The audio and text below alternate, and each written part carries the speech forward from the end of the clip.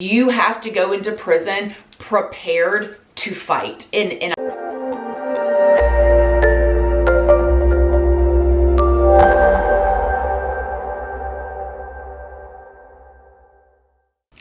Good morning, my lovelies, my beauties, my friends. My name is Christina and welcome to my channel. If you're new here, thank you so much for clicking on this video. I really hope that you will subscribe, stick around, take a chance on hearing some things that I have to say. And if you are a returning subscriber, y'all already know, y'all are my babies. So hi, how are you? Good morning. It is a new week. It is going to be a great week.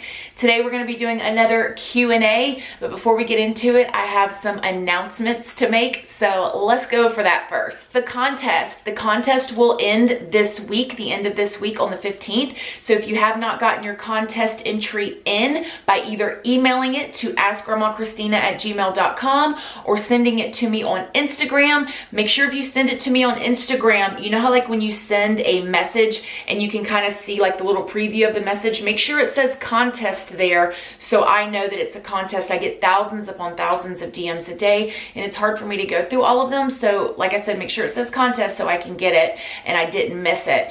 And as of now, I think there's only about 15 to 20 contest entries. So I say go for it, y'all. Your chances of winning is very high and don't feel worried or anything. If you want to enter it, please enter it because I am enjoying and loving seeing what y'all have come up with. It's been awesome and I'm so flattered and I cannot wait to share the top 5 with everybody. Y'all are going to be like, oh, because I was like, oh, and we're all going to be like, oh. If you had to give a person survival tips for prison, what would you say? I would say,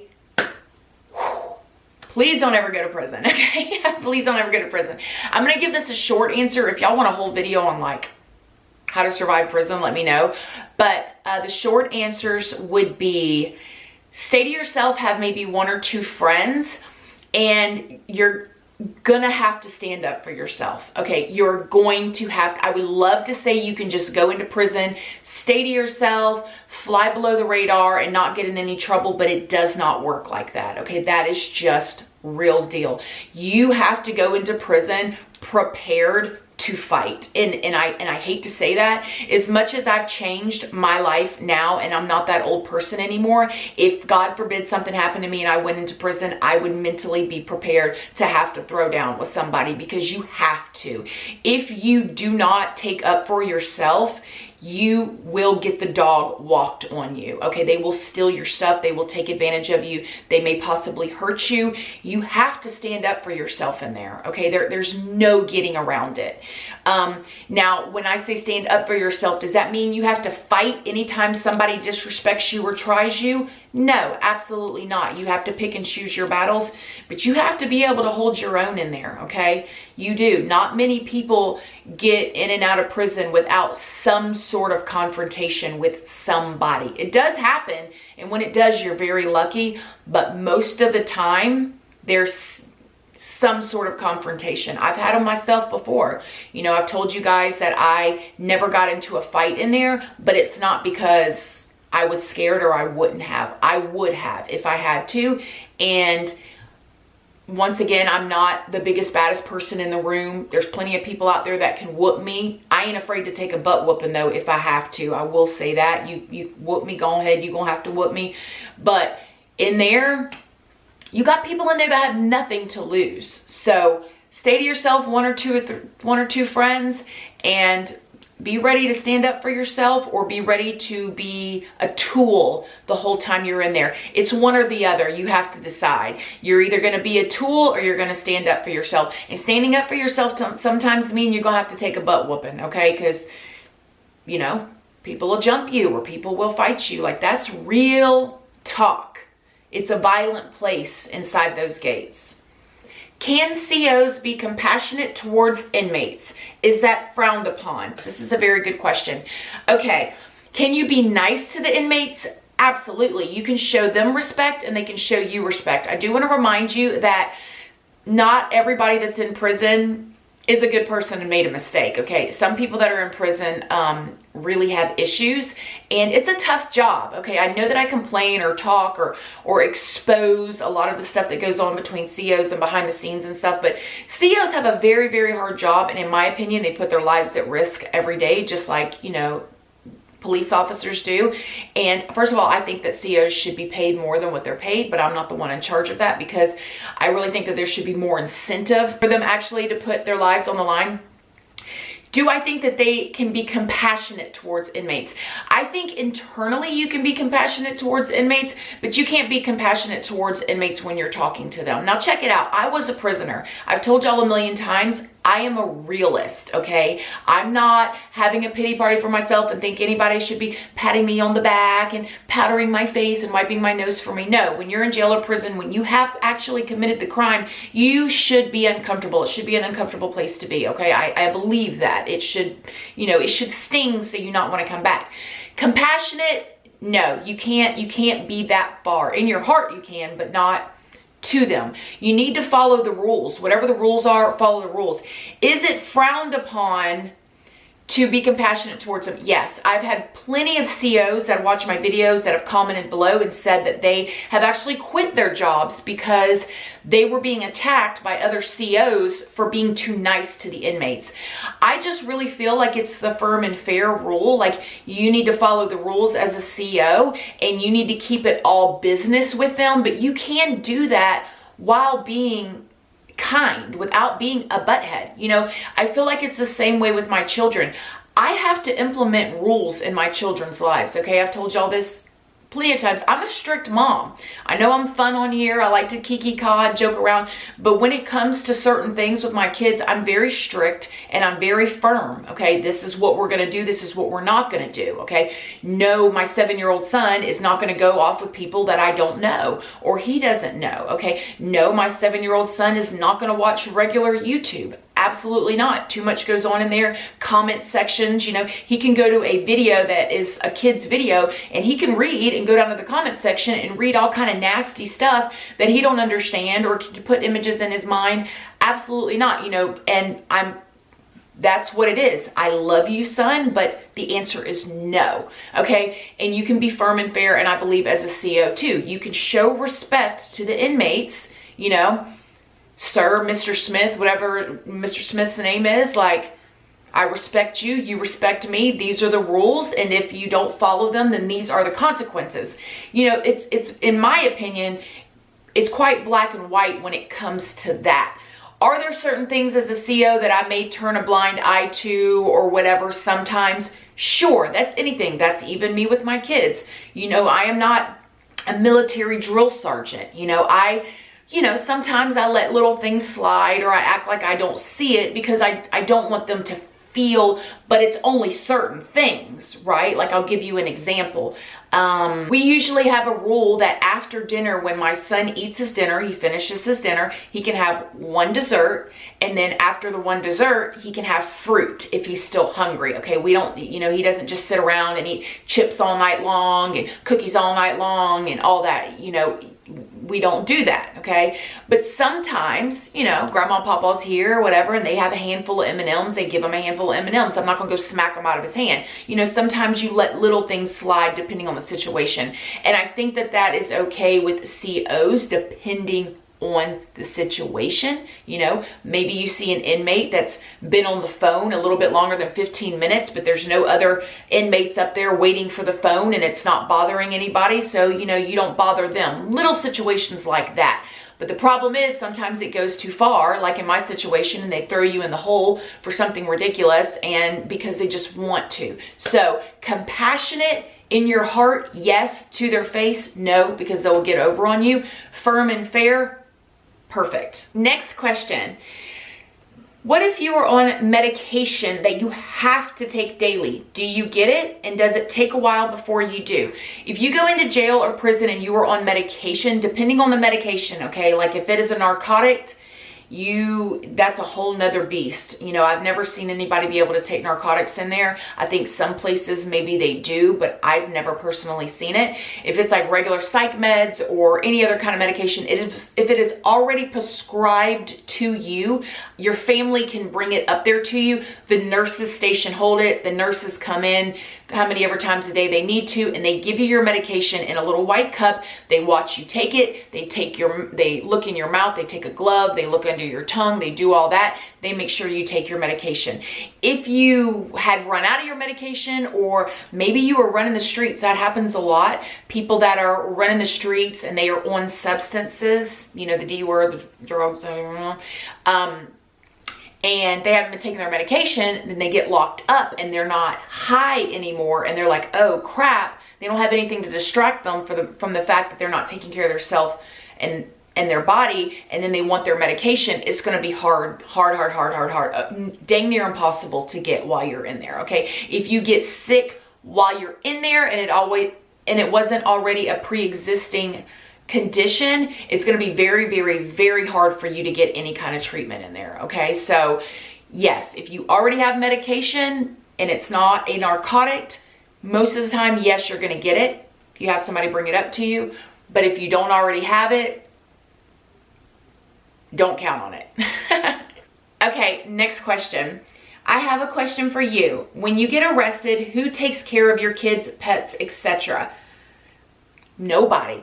If you get locked up and you don't have a family member to take care of your kids, DCF comes in and takes your kids, okay? I have I've had many foster kids in my lives whose moms are in jail, okay? And that's where they go, is into foster care.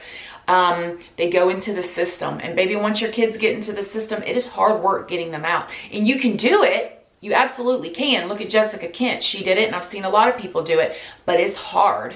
Your pets, the pound, if you don't have anybody to take care of them, you still go to jail. You know, you can't go into court and say, oh, I've got kids.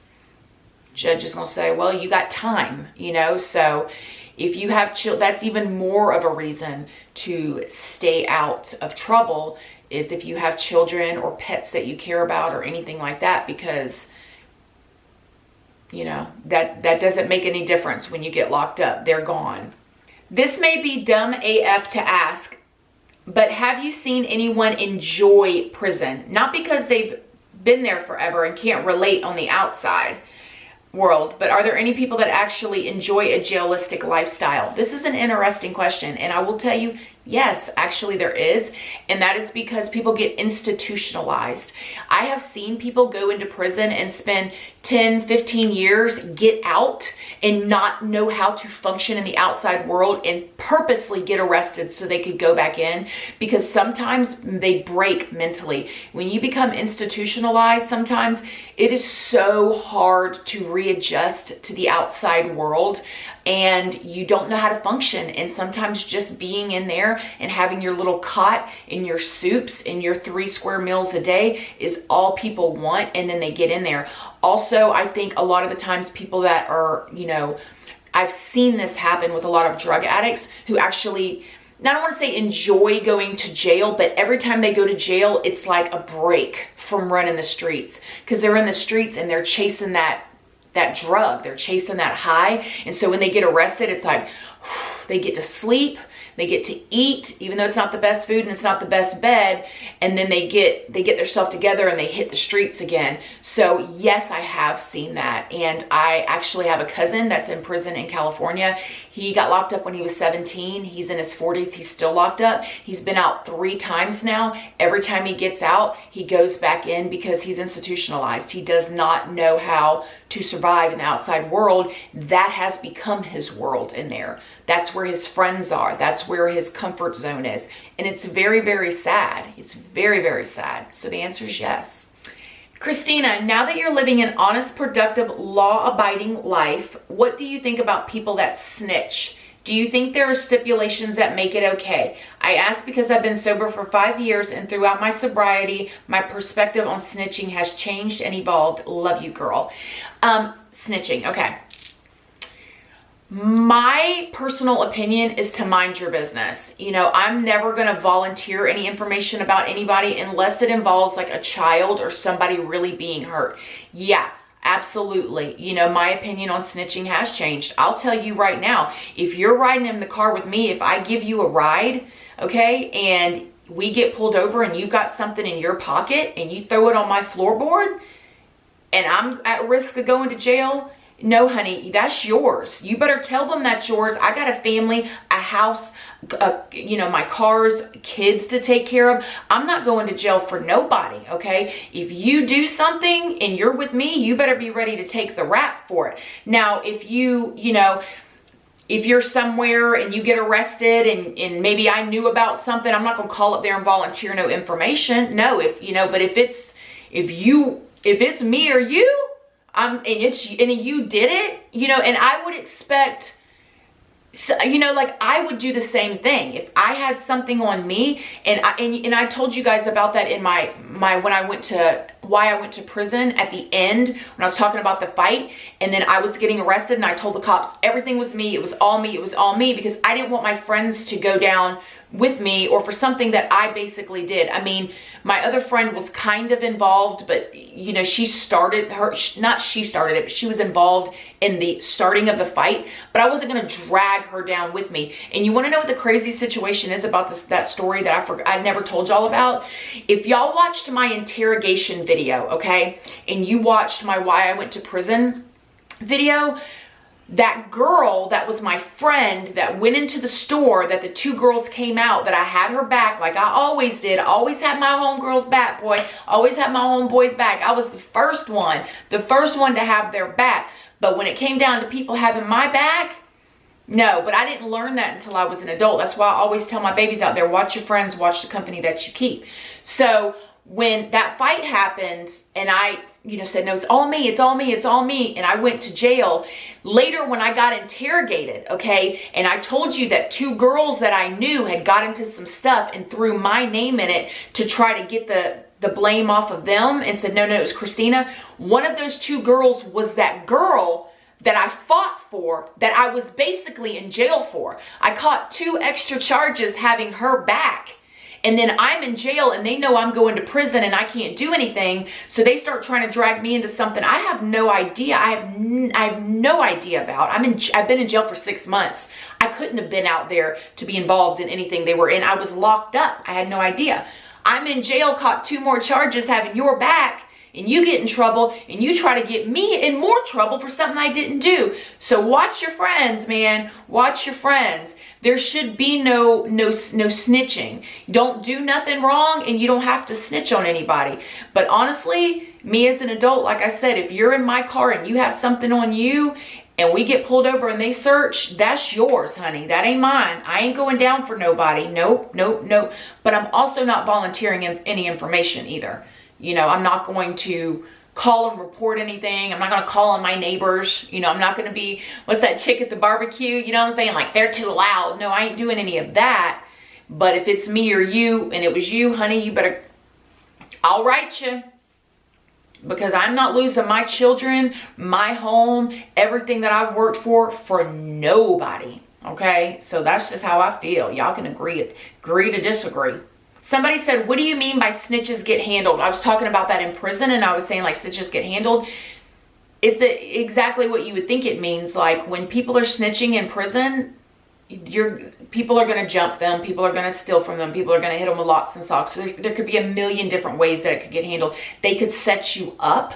Other inmates can set you up. COs can set you up. Snitches do not go over good in prison. Okay. In prison, you know, if you're walking around telling everybody, telling the popo, that's when you're in prison, that's what people call the COs, the popo. Popo coming, oh, duck down, here come the popo. That's how it is. If you are somebody that just is always up at the guard station, being super friendly with the guards, telling them stuff, trying to, you know, whatever, you're going to get handled in one way or another. And that's the way it happens. I have a question. How were you able to start school and work with a record? I have been off papers for over a year now and I still struggle really bad with finding work, going to school, etc. I'm curious how you got on your feet despite your past. I love you so much. I got on my feet despite my past because I started at the bottom, like literally the bottom. If you watched my, you know, when I first got out of prison story, you see I literally lived in a shelter or a women's home, and I started at Wendy's, you know, cooking French fries, you know, and I work my way up very slowly. And I've had some bumps in the road along the way. If you've watched my story times, Definitely have, but I've never given up. And that's just the thing. I work hard. I come to work, I show up, and I never give up. And I'm not afraid to flip hamburgers if I have to, you know. I'm not up on my high horse thinking like I need to work at a Fortune 500 company. You know, I just was so grateful to do anything, you know, like I'm no better than anybody. And sometimes working meant making $200 a week. It wasn't much. You know, I lived in roommate situations. I did what I had to do to survive. It wasn't easy. It was hard. It was very, very, very hard. And, you know, it's not even been till recently that I've gotten a little bit of a break. So you think I've been out of prison for 11 years and I've struggled for all of that 11 years up until a few months ago, you know? So when I tell you it's not easy, it's not easy. You just can't give up. You got to keep fighting. One day something's going to change, you know? Just don't give up. Keep going. Okay. Next question. You're so sweet. Do you even curse? I curse sometimes. Not often. It's not like when I talk, do I drop the F-bomb and the S-bomb and the A-bomb and the B-bomb? I don't talk like that. No, I don't. If I'm really angry, you know, if I'm really upset about something, a cuss word might slip now and then. Never in front of my kids. I never cuss in front of my children. But, you know, I'll say 2 curse words a month. You know what I mean? Like that type of thing. I mean, I don't really know if that's it. But, you know, no, not often, but I do. So, yes and no. Do people get pregnant in prison? Yes. Yes, women do pop up pregnant, and obviously it's from a CO, and then they will always tell that they don't know who the baby is. They don't know what happened. They don't remember what happened. An investigation will start, and they can't figure out who did it. I mean, I've told you guys this before. I have a friend who had a baby by a CO, and she never told on him, and her baby's probably like 5 or 6 now. She's not too much of a baby anymore, and she still has her baby. And yeah, so it happens. Did you start drawing, writing, or anything to read or study educational while I was locked up? I'm not a big drawer. I can draw. Writing, yeah, I wrote. I read a lot. I did read a lot while I was in there. I do love to read. I listened to a lot of music while I was in there. I had a little headphone set, and I exercised. That was my main thing. I ran a lot anytime I could get out to the track, because at the second prison that I was in, there's a track. I mean, it's literally just a dirt circle that, you know, people have walked on so much that it's become a track. But I would put on my headphones and I would just jog it. I would run it. That really helped me get out of my headspace. You know, I'd sit down in the grass, I'd listen to my music, I'd look up at the sun. Those are the things that I did while I was in prison to keep my mental health good and sane. And honestly, being in prison and being able to do that was the first time probably in my life that I'd ever had that type of mental health. I mean, it still wasn't great, but I wasn't in the streets, running the streets, getting in trouble, drinking, partying, you know, doing all kind of crazy stuff, fighting all the time. You know, I was calm, and it took a while to get there. It took a while for me to break away from everybody and things that I was doing inside the prison. You know, after my awakening, when I started getting mental clarity and spending a lot of time, like I said, listening to music, exercising, and learning to appreciate life, I really started to learn to appreciate things the most whenever I was in prison. Because I felt like before I went to prison, I did a lot of struggling, right? Which I still struggled even afterwards, but I looked at it in a different way. It's not that my struggles changed. It was that I looked at my life in a different way. Like I told you guys in my video, when I got out of prison, and I was living in that women's home, I appreciated everything. I mean, I could have looked at it like I'm homeless. I don't have a home. I don't have parents to help me. Nobody's ever helped me. You know, I didn't get a car at 16. I didn't get a car at 18. Like I don't have a license. I have to get I could have looked at it like that, but I didn't. I looked at it like I have a new chance at life. Let's get it. Like I'm about to work hard, and I don't care how long it takes me. I will get there. And it's taken me a long time, but I am here, or I am still on my way there. So those are the things that I did, and it's a lot to do with your mental. All right, friends, here's the next question. I have a question. My uncle is in jail for pedophilia. I'm confused at how I should feel. I hate him. I want him to suffer, but like I said, now I'm just confused. Any words of wisdom from you would be so appreciated. Okay, this is the deal with that. You should not hate him. Hatred is in your heart, okay? When you hate somebody, that puts a bad seed inside yourself. You should never hate anybody. You cannot hate a person, but you can really dislike what they did. You can think what they did was disgusting. You cannot approve what they did. But when you hold hatred in your heart, that poisons you, and you don't deserve that. You didn't do what your uncle did. And I get what you're saying, okay? If what your uncle is charged with is true, that is disgusting.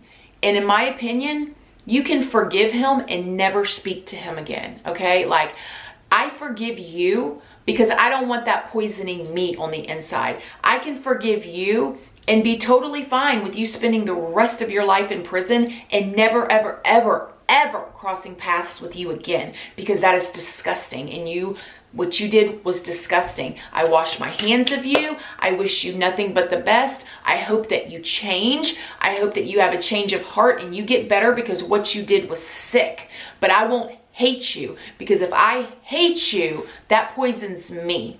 You know what I mean? So I hope that that answers your question. No need to hate anybody, okay? No need to hate them. You are better than that. What they have to live with what they did. And I can promise you this right now, Sweet Pea, when they go to prison with those kind of charges, they will reap what they sow, okay? Other inmates and COs do not take too kindly to pedophiles. Pedophiles will, I can pretty much guarantee you 99.99999% of the time, when they go to prison, they're going to get it. They are going to get it. And that's not my call to make. I'm glad I don't have to make those types of calls. But no need to hate, baby, okay? You hold nothing but love and kindness in your heart. Disgusting what they did, but nothing but love and kindness for you, okay? All right, she said, weird question. Was the first 30 days of county jail worse, or was the first 30 days of prison worse? Okay, this is the thing. This is actually a pretty cool question. The first 30 days of prison is worse, okay? But prison is better in the long run, okay? Neither one of them are good, but prison, you have more freedom. I told you guys about that in my jail versus prison video. But the first 30 days of prison is very, very, very, very hard. It's very scary, okay? Especially when you don't know your surroundings, you don't know the people, you don't know where they're gonna send you. When you first get to prison, you're waiting to be shipped. You don't know if they're gonna ship you 1,000 miles away from your family. You don't know who they're going to put you with. You don't know nothing. Being in the annex, being in the reception center is the worst. It is the worst of the worst. Not only that, you are literally fresh meat when you get there, okay? You're walking in, honey, I'm going to do a video. I got to do a video on that. So yes, the first 30 days of prison is by far worse than the first 30 days of the county jail. All right, friends, so I hope that that answered some of y'all's questions. I hope that y'all like this Q&A. I love doing Q&As with y'all. It's so fun chatting back and forth in this type of like little setting. Please, if you have any more questions, y'all know y'all can ask me anything, as long as it's like not, you know, degrading or, you know, whatever. You know, y'all can ask me anything. I don't mind answering the tough questions. I love y'all. I keep it real, open, and honest with y'all. Y'all are my babies. Y'all are my people. My ace boom coons. You know what I'm saying? You know what I'm saying? Dab, you know, knuckles, knuckles, knuckles, hugs, hugs, hugs. All right, friends, please don't forget to like this video. It's a free way that you can help your girl out. And until next time, I love you guys so, so, so very much. And I'll see you in the next video. Bye.